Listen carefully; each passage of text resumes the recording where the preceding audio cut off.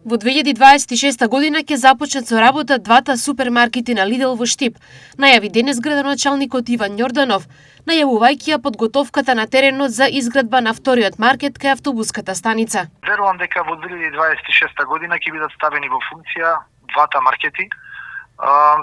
Знаете и сами дека едниот е веќе во поднапредна фаза на изградба, но согласно плановите на компанијата верувам дека 2026 година ќе бидат ставени во функција и двата објекти во општина Штип.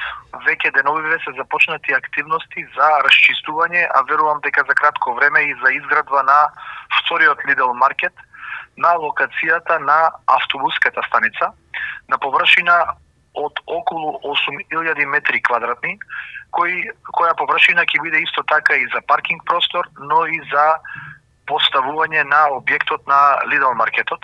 На оваа парцела предвидена изградба на два објекти. Еден од нив е нова автобуска меѓуградска станица.